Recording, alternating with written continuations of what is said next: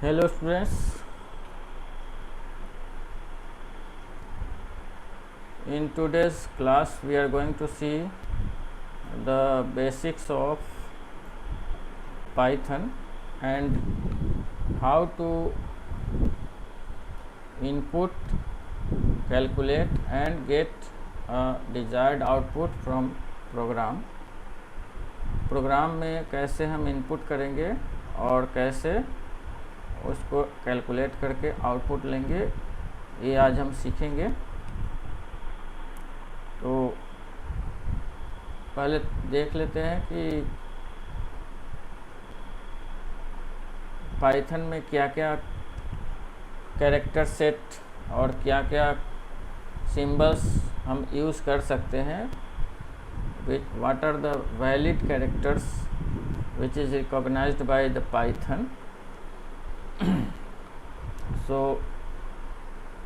all letters of English A to Z small and A to Z capital are accepted by Python. Then all digits 0 to 9 accepted by Python. Special symbols, all the symbols which are found on keyboard. Keyboard पर जितने symbols मिलते हैं, star, dollar, hash, brackets, all symbols are recognised by Python. Python सब सिंबल्स को पहचानता है। Recognise करना मीन्स आइडेंटिफाई करना, उसके मीनिंग को समझना। White space that is also known as blank space, tab space, carriage return that is enter new line, form feed. Other characters are also known by Python, that is Unicodes. Unicodes previous fundamental of computer में हम लोग देखे थे। तो how to do this one, so I'll take you to the direct practical session, as it is very easy to understand by doing, learning by doing. So I'll minimize this one and I will open this IDLE Python ID 3.7 I have, and you might have installed in your computer also. So this is your IDLE window and it is opened in interactive mode. जब भी आप इसको खोलेंगे, open करेंगे, तो ये interactive mode में open होता है, where you can see triple greater than symbols. 3 symbols आपको दिखाई देंगे। तो हम लोग जनरली प्रोग्राम जो बनाते हैं स्क्रिप्ट मोड में बनाते हैं, उसके लिए आपको फाइल पे जाना है, न्यू फाइल पे क्लिक करना है। न्यू फाइल पे क्लिक करते क्या होगा, ये एक आपके पास नई विंडो खुल कर आ जाएगी, न्यू विंडो। एंड इसमें जो है हम लोग क्या करेंगे, इसमें अपना प्रोग्राम लिखेंगे और उसको एग्जीक्यूट करते हैं। प्रोग्राम एग्जीक्यूशन आपको बता चुके हैं। तो अभी हम एक एग्जांपल देंगे कि how to calculate area of rectangle in 2 ways, by giving input in program itself and by giving input through keyboard. सबसे पहले देखेंगे प्रोग्राम में ही इनपुट कैसे देते हैं, मीन्स विदाउट कीबोर्ड हम कैसे इनपुट करेंगे। तो उसको बोलते हैं डायरेक्ट इनिशियलाइजेशन ऑफ वेरिएबल। अब वेरिएबल क्या होता है, जैसे आप मैथ पढ़ते हैं तो वहाँ पे x y z लेते हैं, उसकी वैल्यू कुछ भी मान लेते हैं, x equal to 10, x equal to 5। उसी तरह से प्रोग्रामिंग में भी वेरिएबल्स होते हैं जिसकी वैल्यू हम कुछ इनिशियलाइज करते हैं, और ड्यूरिंग द प्रोग्राम एक्सक्यूशन और कैलकुलेशन ये चेंज होते रहता है। It can be changed during the execution of program. अब एक चीज़ है कि आप प्रोग्राम में किस चीज़ का प्रोग्राम बना रहे हैं या क्या चीज़ आप लिखने जा रहे हैं, उसको आप कमेंट में लिख सकते हैं। कमेंट स्टार्ट होता है हैश सिंबल से, और इस कमेंट का प्रोग्राम पे कोई इफ़ेक्ट नहीं होता है। ये सिर्फ जो है एक्सप्लेन करने के लिए होता है कि हम किस चीज़ का प्रोग्राम बना रहे हैं, क्या चीज़ हम आगे लिखने वाले हैं। इसका कोई ऐसा इफ़ेक्ट प्रोग्राम पे नहीं होता है। अगर इसको आप नहीं भी लिखेंगे तो अभी प्रोग्राम वही काम करेगा, और लिखेंगे तो अभी वही प्रोग्राम करेगा। तो मैं लिखा माई फर्स्ट और a program to calculate area of rectangle, area of rectangle. ठीक है, अब यहाँ पे हम क्या कर रहे हैं, एक एल ले रहे हैं। एल इक्वल टू मैं लिया suppose length 12 and b equal to लिया 6। Length is 12 and b equal to 6, breadth is 6। Then how to calculate area, तो एरिया इक्वल टू क्या होगा, एल इंटू बी। यहाँ पे प्रोग्रामिंग में मल्टीप्लाई का सिंबल जो होता है स्टार होता है। जनरली मैथ में हम लोग एक्स जैसा सिंबल यूज़ करते हैं मल्टीप्लाई के लिए, लेकिन यहाँ पे स्टार होगा। प्लस के लिए प्लस होगा, माइनस के लिए माइनस, मल्टीप्लाई के लिए स्टार और डिवाइड के लिए स्लैश। तो area equal to a plus a, area equal to length into breadth लिख दिया। अब जो है इसको डिस्प्ले करने के लिए, एरिया को डिस्प्ले करने के लिए आपको इसको पहले सेव करके बताता हूँ। सेव कर देना है इसको, ठीक है। अब इसका नाम मैंने रख दिया रेक्टेंगल 1, और पाइथन फाइल है, means it will create Python file. अब ये हमने सेव कर दिया। अब इसको जब हम रन करेंगे तो क्या आएगा, ब्लैंक आ रहा है, कुछ आउटपुट नहीं आ रहा है। क्यों? क्योंकि एरिया तो कैलकुलेट हो गई, लेकिन इसको हमने कमांड दिया ही नहीं कि ये स्क्रीन पे दिखाए। तो दिखाने के लिए क्या करना पड़ता है, इसको प्रिंट करना पड़ता है।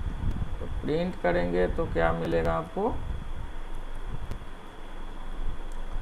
प्रिंट अगर करते हैं यहाँ पे, आपको सिंपल मैं दिखाता हूँ एरिया, तो एरिया आ जाएगा। अब देखो इसको रन करेंगे तो सेव करने के लिए पूछेगा, ओके कर देंगे तो आपको यहाँ पे आ जाएगा। अब देखिए 12 6 72 यहाँ पे आ रहा है, लेकिन ये 72 है क्या, ये पता नहीं चल रहा है। तो इसके साथ एक मैसेज भी होना चाहिए कि area of rectangle is 72।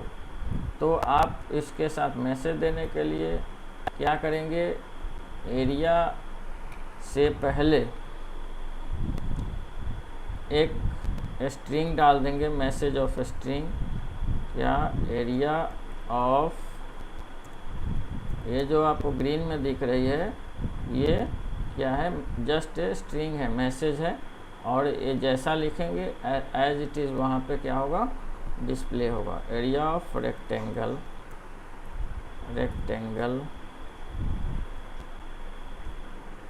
Equal to, अब यहाँ पे कॉमा से बंद हुआ और यहाँ सिंगल कोट से बंद हुआ, और कॉमा डाल देंगे तो क्या होगा, दो पार्ट हो जाएगा, एक मैसेज और एक वेरिएबल। एरिया क्या है यहाँ पे, ये क्या है, वेरिएबल है। और यहाँ पे ये क्या है, ये कांस्टेंट पार्ट है जो एज इट इज दिखाएगा। और एरिया क्या है, वेरिएबल है जो उसकी वैल्यू को दिखाएगा। तो हम इसको अब दोबारा रन करते हैं तो क्या देखते हैं, अब देखिए यहाँ पे आपको दिख रहा है कि अब एक मैसेज के साथ में ये 72 आ रहा है। हमने क्या लिखा था, area of rectangle equal to 72। 72 नहीं लिखा था हमने, क्या लिखा था, एरिया लिखा था, लेकिन यहाँ 72 आ रहा है। क्यों? क्योंकि ये एरिया के वैल्यू को प्रिंट कर रहा है, न कि वर्ड को। वर्ड को प्रिंट करना है या सेंटेंस को, तो आप उसको सिंगल कोट में लिखेंगे।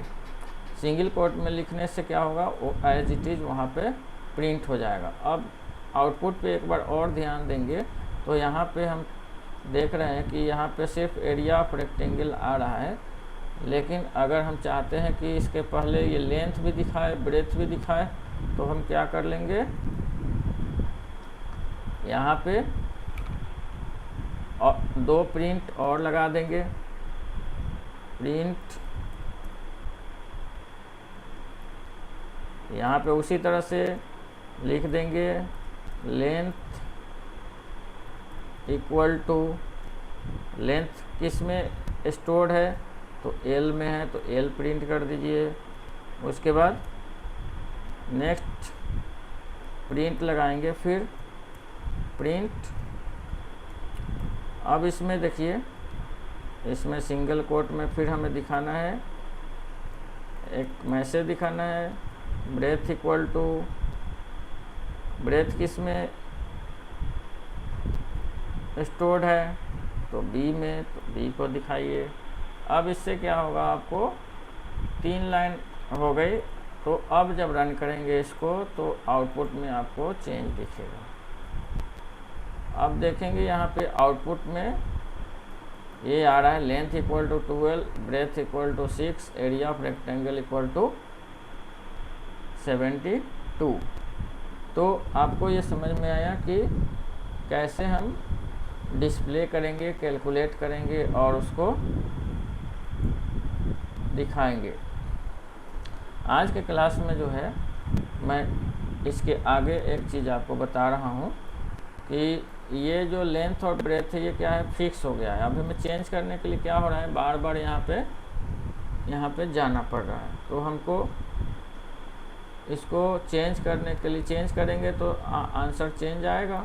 ये तो क्लियर है कि ये 7 कर देंगे और ये 3 कर देंगे तो आंसर बदल जाएगा, ठीक है। लेकिन हम क्या चाह रहे हैं कि ऐसा हो कि ये हमसे मांगे लेंथ दीजिए, ब्रेथ दीजिए और फिर कैलकुलेट करें। तो उसके लिए हम एक फंक्शन यूज़ करेंगे, इसको हटाएंगे यहाँ से 7 को, और यहाँ एक लिखेंगे इनपुट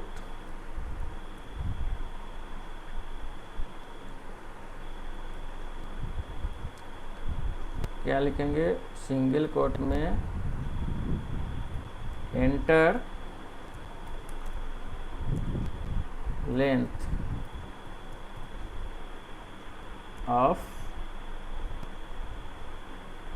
रेक्टेंगल। ओके, ये लिख सकते हैं या आप इसको छोटा ही रखिए, एंटर लेंथ हो गया। फिर यहाँ पे जो ब्रेथ है इसको कांस्टेंट वैल्यू है, इसको हटा के हम लिखेंगे इनपुट और फिर ये देंगे। अब लिखेंगे सिंगल कोट में एंटर ब्रेथ।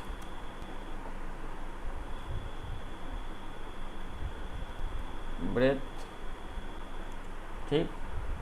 अब यहाँ पे भी हम उसको थोड़ा कॉलन दे देंगे।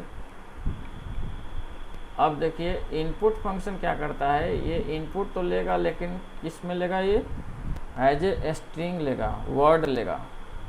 तो वर्ड लेगा तो कैरेक्टर पे जो है, स्ट्रिंग पे कैलकुलेशन होता नहीं है। जैसे राम इंटू राम करेंगे तो कुछ वैल्यू नहीं आएगा। तो राम और कोई वर्ड को जब हम उसको इंटीजर में बदलेंगे तो क्या होगा, तब उस पर कैलकुलेशन परफॉर्म हो सकता है। न्यूमेरिक वैल्यू पे कैलकुलेशन होता है, स्ट्रिंग पे नहीं। जैसे 1 2 3 अगर देंगे इनपुट तो क्या होगा, 1 2 3 एज ए कैरेक्टर लेगा ये। जैसे हम ABCD देते हैं इंग्लिश में, उस तरह से 1 2 3 को भी वैसे ट्रीट करेगा ये। और कोई कैलकुलेशन नहीं करेगा। तो हमें एक चीज़ यहाँ पे और करना पड़ता है, इंट फंक्शन से इस पूरे को क्या करना होगा, हमें क्लोज करना होगा, ताकि जो भी इनपुट आए वो पहले क्या हो जाए, इंटीजर में चेंज हो जाए, तब ताकि न्यूमेरिक वैल्यू मिले, जिससे हम क्या कर सकते हैं, कैलकुलेशन परफॉर्म कर सकते हैं।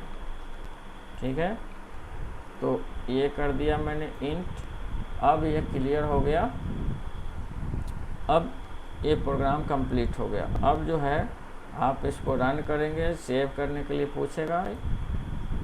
अब देखिए यहाँ पे, इसको बंद करके दोबारा से मैं कर देता हूँ।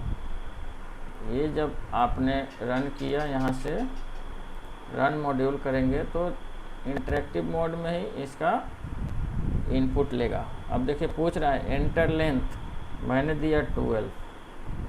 फिर पूछ रहा है एंटर ब्रेथ, मैंने दिया 5। अब एंटर प्रेस करेंगे तो क्या हो जाएगा, length equal to 12, breadth equal to 5, area of rectangle equal to 60 दिखा रहा है। आप फिर से इसको रन करेंगे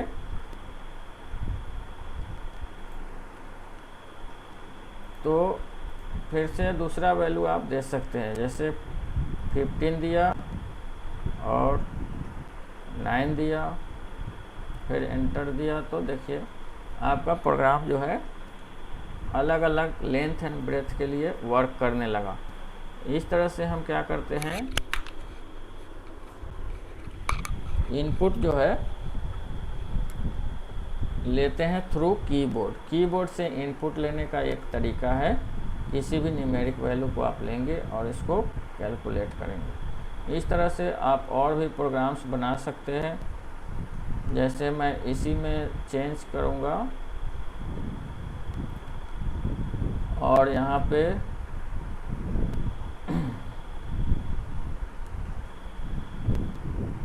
एक और मैं यहाँ लिख देता हूँ P और यहाँ लिख देता हूँ R और एक और लिख लेता हूँ यहाँ पे T इक्वल टू टाइम। अब प्रोग्राम टू कैलकुलेट क्या करेगा, ये सिंपल इंटरेस्ट, ठीक है। अब P एंटर क्या हो जाएगा, ये हम चेंज कर लेंगे कोडिंग में, तो एंटर प्रिंसिपल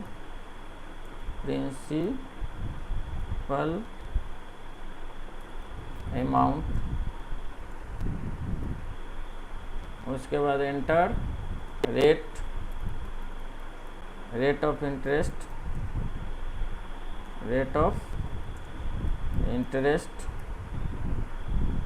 और नेक्स्ट हो जाएगा। आप इसको कॉपी पेस्ट भी कर सकते हैं, कॉपी कर लीजिए, यहाँ पेस्ट कर दीजिए, तो आपका टाइपिंग समय बच जाएगा। और एंटर यहाँ पे क्या हो जाएगा, टाइम पीरियड, सिंपल इंटरेस्ट सबको निकालना आता है। अब यहाँ पे हम क्या लिख देंगे, सिंपल इंटरेस्ट को लिख लेंगे S और यहाँ पे हम क्या लिख देंगे P into R into T और डिवाइड बाय क्या होता है 100। ये तो फॉर्मूला सबको मालूम है। अब क्या हो गया, आप इस लेंथ ब्रेथ को हटा दीजिए और यहाँ पे लिख दीजिए सिंपल इंटरेस्ट इक्वल टू, यहाँ टाइप कर दीजिए simple interest equal to, simple interest किस में स्टोर हुआ है, S में स्टोर हुआ है, S लिख दीजिए। अब देखिए आपका ये क्या हो जाएगा, प्रोग्राम रेडी हो गया सिंपल इंटरेस्ट का। अब इसको रन करेंगे तो इसको हम सेव एज कर लेते हैं, क्योंकि एक पहले से रेक्टेंगल का बना है। इसको हम कर लेते हैं SIMP सिंपल इंटरेस्ट का सेव हो गया। अब इसको क्या करेंगे, रन करेंगे। रन करेंगे तो क्या होगा, ये फिर से हमसे पूछेगा। अब हम जितना अमाउंट डालना चाहते हैं, मान लीजिए कि हमने डाल दिया 1500, 1500, enter rate of interest 8%, time period 6 year. तो सिंपल इंटरेस्ट कितना आएगा, 720 रुपीज़ आएगा 8% रेट से 6 ईयर्स में। तो इस तरह से आप प्रोग्राम को बना सकते हैं अपने घर पे। अब हम लोग देखेंगे कि प्रोग्राम में लिखने के लिए और क्या क्या चीज़ ज़रूरत होता है। तो यहाँ पे है आपका टोकन। टोकन होता क्या है, तो आप बहुत सभी लोग बाहर जाते हैं दुकानों में, तो कभी कभी होटल में कुछ खाने के लिए आपको पैसा पे करने के बाद क्या होता है, टोकन देता है। टोकन के डिफरेंट कलर्स होते हैं, green colours, yellow colours, blue colours. और वो जब जाएंगे वो प्रिपेयर करने वाले के पास, बनाने वाले के पास, तो क्या होता है, वो टोकन की कलर देख के समझ जाता है कि आपको फुल प्लेट खाना देना है, हाफ प्लेट देना है, या कौन सा खाना देना है, चाट देना है, मिठाई देना है, क्या देना है। वो कलर्स और टोकन के साइज़ देख करके समझ जाता है। उसी तरह से हमारा प्रोग्रामिंग जो है, प्रोग्रामिंग लैंग्वेज डिफरेंट कैरेक्टर्स को देख करके समझ जाता है कि उसको क्या काम करना है। जैसे प्लस देख करके वो समझ जाएगा कि हमें ऐड करना है। तो टोकन होता क्या है, इसका डेफिनेशन है, smallest individual unit in a program is known as token. अभी हमने जो प्रोग्राम लिखा है उसमें बहुत सारे टोकन्स यूज़ किए हैं, जैसे लेंथ ब्रेथ जो था, एरिया, उसका प्रिंट। तो होता क्या है कि सभी चीज़ का अलग अलग नाम है। जैसे यहाँ पे प्रिंट क्या होगा, इस प्रोग्राम पे ध्यान देंगे आप, तो यहाँ पे इंट जो है क्या है, पहले से डिफाइंड है। इनपुट क्या है, पहले से डिफाइंड है। तो ये जो है, लेकिन PRT हमने अपना दिया। यहाँ पे हम XYZ भी लिख सकते हैं। तो जो हम लिखते हैं उसको कहते हैं आइडेंटिफायर या वेरिएबल। जो पहले से डिफाइंड है उसको बोलते हैं कीवर्ड, और जो फिक्स चीज़ है उसको बोलते हैं कांस्टेंट। तो ये जो है हमारा keyword means the word which are defined previously in language.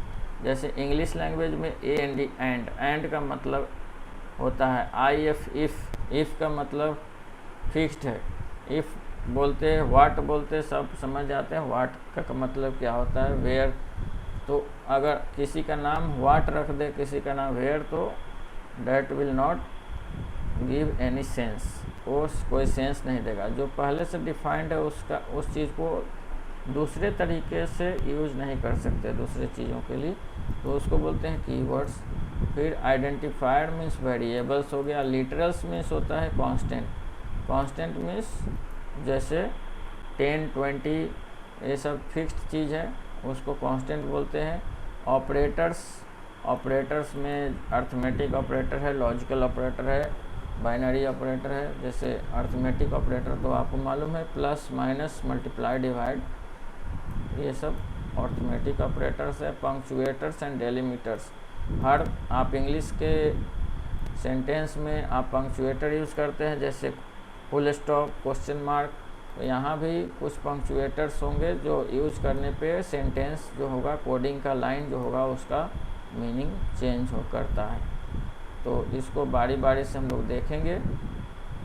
Keywords क्या होता है, कीवर्ड जो है ये फिक्स्ड वर्ड है, जैसा अभी बताया कि ये सब चीज़ जो है पहले से फिक्स्ड है। Break, form, print, return, try, while, with, तो ये सब जो है एज ए वेरिएबल हम यूज़ नहीं कर सकते हैं। जैसा मैंने बताया कि व्हाट, किसी भी आदमी का नाम व्हाट, वेयर नहीं रख सकते हैं, क्योंकि व्हाट, वेयर एक फिक्स्ड वर्ड है जिससे क्वेश्चन क्रिएट किया जाता है।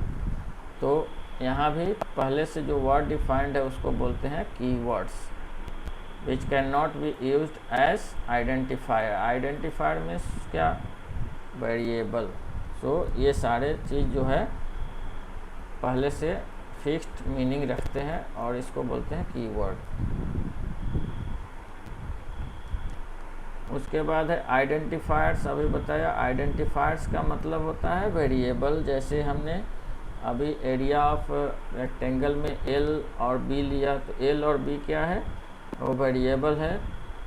तो वहाँ पे एक्स वाई कुछ भी लिख सकते हैं। तो वेरिएबल डिक्लेयर करने का एक रूल होता है कि ये लेटर जो है हमेशा क्या होना चाहिए, ABCD के लेटर से ही स्टार्ट होना चाहिए, या तो कैपिटल लेटर या स्मॉल लेटर, ठीक है। और अंडरस्कोर से भी हो फॉलोड बाय अंडरस्कोर, मतलब स्टार्टिंग में क्या होना चाहिए, बड़ा ए ABCD या छोटा ABCD, स्मॉल ABCD के ही लेटर से स्टार्ट होगा। वो अंडरस्कोर या जीरो या किसी डिजिट से स्टार्ट नहीं होगा। जैसे आप x लिखेंगे, ये वेरिएबल हो गया, x2 लिखेंगे, ये वेरिएबल हो गया, लेकिन 2x लिखेंगे तो वो वेरिएबल गलत हो जाएगा, क्योंकि 2 से वेरिएबल स्टार्ट नहीं होता है। उसी तरह से अंडरस्कोर x लिखेंगे तो भी वेरिएबल गलत हो जाएगा।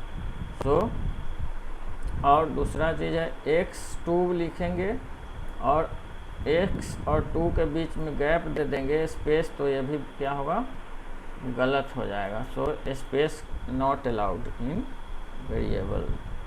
सो नेक्स्ट है identifier must not be a keyword. अभी बताया कि जो पहले से फिक्स्ड वर्ड है उसको वेरिएबल जैसा यूज़ नहीं कर सकते हैं, ठीक है। और Python is case sensitive programming language. Case sensitive का मतलब क्या होता है कि स्मॉल लेटर में अगर कुछ आपने डिफाइन कर दिया तो वो कैपिटल में नहीं पहचाना जाएगा। जैसे कैपिटल X = 5 लिख दिए और आप प्रोग्राम में प्रिंट कर रहे हैं, स्मॉल x को प्रिंट करेंगे तो ये 5 आपको नहीं देगा, क्योंकि ये जो आपने डिफाइन किया है कैपिटल में उसी को पहचानेगा। तो केस सेंसिटिव है। तो ये जो है जब हम यूज़ करेंगे वेरिएबल तो हमें याद रखना पड़ेगा। यहाँ पे देखिए वैलिड ये हो सकता है फाइल 1 2 3 ZTD डेट _2, ये सब वैलिड वेरिएबल है, मतलब ये सही है।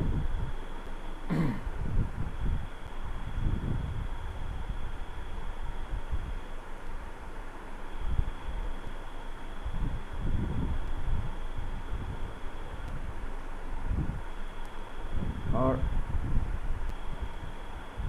नेक्स्ट है लिटरल्स।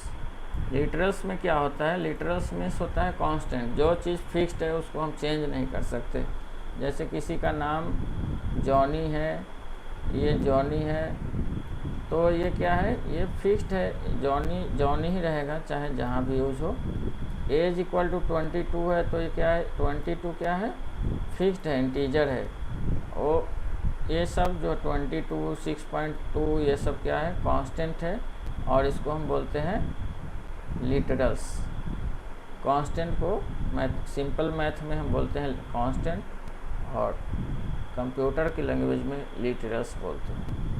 तो आपको ये रखना पड़ेगा। उसके बाद है एस्केप सीक्वेंस।